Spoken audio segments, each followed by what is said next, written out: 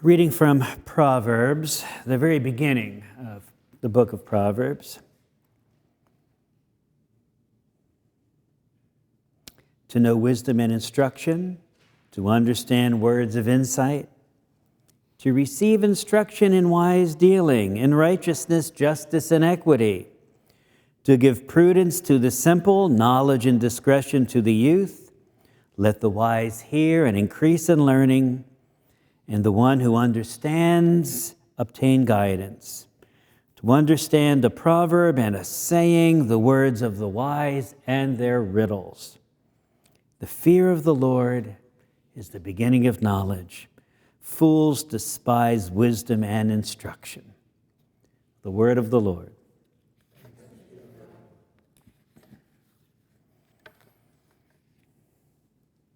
want to focus on verses 4 to the beginning of verse 5. To give prudence to the simple, to the young person, knowledge and discretion. The wise will hear and increase learning. When do you feel like climbing under a rock and never coming out? What makes you feel stupid? Embarrassingly stupid. Isn't it in how you get along with other people? To this day, I remember a conversation I had in college where I said to one girl, "I hate it when you do that. That's what I hate about you." And she ran off and cried. I didn't mean anything, but boy, when you really hurt somebody and you didn't mean to, doesn't it make you feel stupid? Like your whole life isn't worth it and you should just die somewhere or never have been born? Other times we might feel stupid is when we're faced with making a decision and we can't make it. You know, we ask God, "Please, God, tell me what to do," and He's not going to tell you what to do because you're supposed to have enough wisdom to make that decision. And He's silent. You want to know, should I ask her to marry me? Should I take this job? And He's not going to tell you.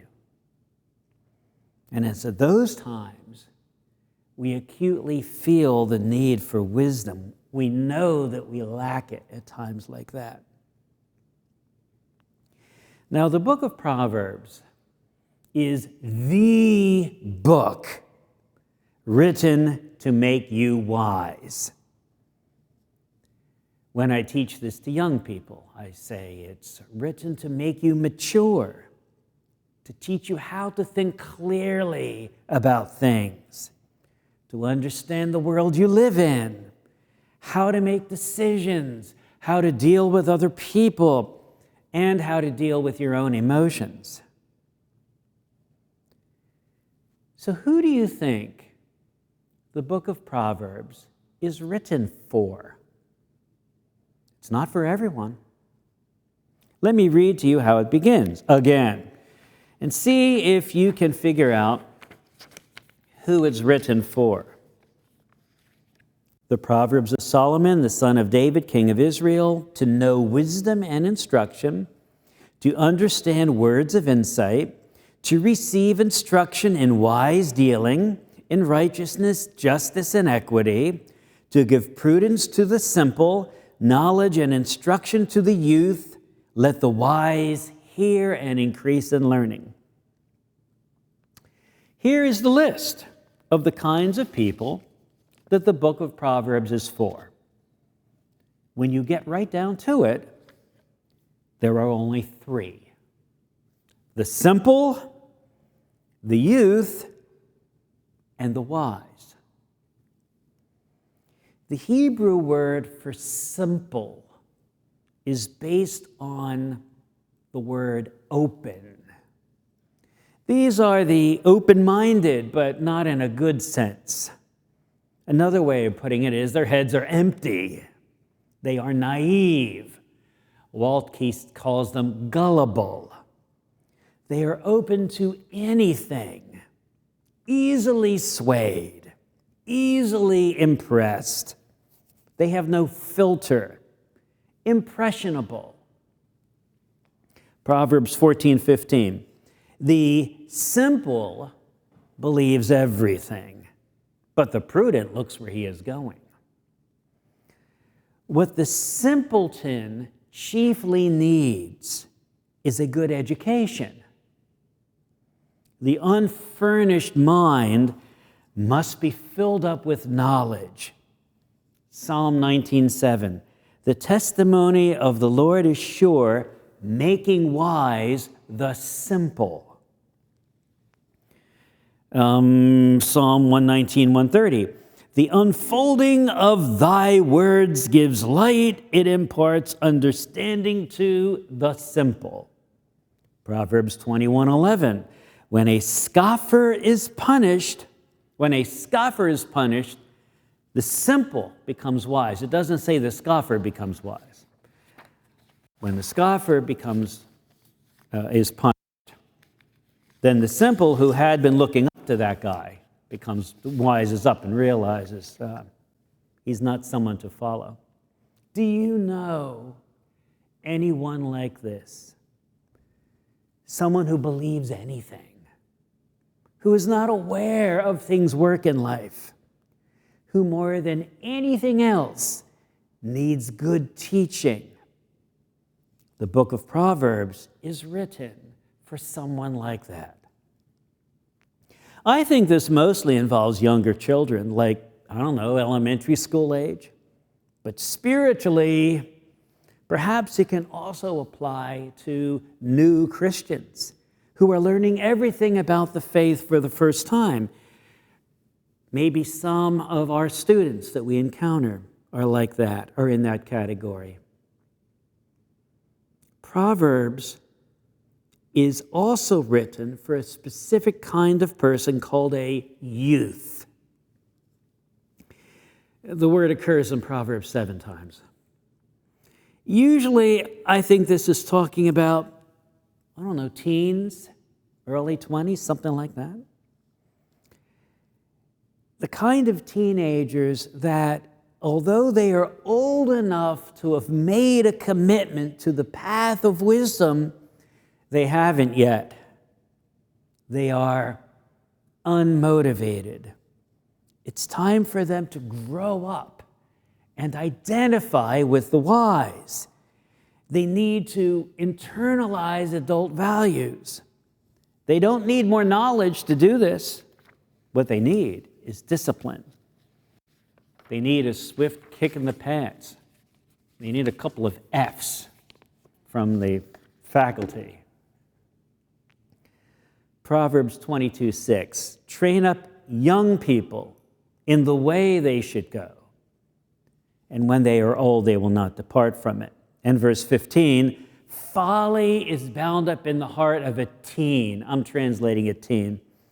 But the rod of discipline drives it far from him. 23:13, do not withhold consequences from a youth. If you beat him with a rod, he will not die. If you beat him with a rod, you'll save his soul from hell. Young people need to be spiritually shaped and molded until they think like responsible adults. Do you know anyone like this who won't commit to anything, who won't buckle down and work when they should, who won't get off the fence, whose mom still needs to get them up in the morning, who more than anything else needs to be pushed and disciplined, who needs to be restricted and constantly nagged? The book of Proverbs is written for young people and for people of any age who are like that. Plenty of adults are also like that. The third kind of person Proverbs is for is the wise. It says that the wise will read it and become wiser still. The wise value wisdom and will listen and internalize good teaching. 9 verse 8, do not reprove a scoffer or he will hate you. Reprove a wise man and he will love you. Give instruction to a wise man and he will be still wiser. Teach a righteous man and he will increase in learning. Are you wise? In other words, do you love discipline? Do you cherish criticism and reproof? Are you humble and do not trust in your own insight? Do you take advice without getting defensive? Do you listen? If so, the book of Proverbs will be of benefit to you. These are the sorts of people the book of Proverbs is written for: the child, the teen, the adult. But did you notice that this list does not include everyone? There's one group of people that is left out. Can you guess who that is? The fool. Wouldn't you think that of all people, fools would benefit the most by reading Proverbs to become wise? But that's not so. Proverbs 1 verse 7, fools despise wisdom and instruction. Fools hate being told what to do. Fools won't listen. Fools think that they know it all already. And therefore, the book of Proverbs is not for them. Fools won't learn. They won't grow. They won't change. Solomon would be wasting his time by inviting them to read Proverbs. Proverbs 10 verse 8, the wise of heart will heed commandments, but a blabbering fool will come to ruin. 12:15, the way of a fool is right in his own eyes, but a wise man listens to advice. Listen to this one, 27:22. Crush a fool in a mortar with a pestle, along with crushed grain, yet his folly will not depart from him. In other words, you can't fix stupid. I was driving to 10th Presbyterian Church on the Schuylkill Expressway, which locals call sometimes the Schuylkill Expressway. And it was winter, and it was a sheet of ice. And I saw that there were cars in the middle of the expressway on Sunday morning at a dead stop. So I put on the brake, and the car didn't even slow down. Bam! Luckily, my car, the engine didn't stop, and I moved over to the side of 7 other cars behind me. Bam, bam, bam. And on the way to the hospital, one guy whose wife did not have on her seatbelt and went through the windshield, he said to me, seatbelts wouldn't have mattered. Seatbelts wouldn't have mattered. You just can't teach a fool. Nothing will get through. No amount of consequences will get through his thick skull. The fool does not cherish reproof. They are boastful and braggarts. They hate to be disciplined. They will not repent. They will not grow. They will not mature. Do you know anyone like that? The simple have nothing to share, but can be taught. Knowledge goes in, but it's not time for knowledge to come out yet. The fool runs at the mouth, spouting folly, but will not listen to wise counsel. The wise both listens to and offers wise counsel. Does that describe you? Jesus invites you to his school to learn wisdom from him. Matthew 11:29, take my yoke upon you and learn from me, for I am gentle and lowly in heart, and you will find rest for your souls. The yoke stands for discipline. Take his discipline upon you. In other words, become a disciple. That's where the word discipline comes from.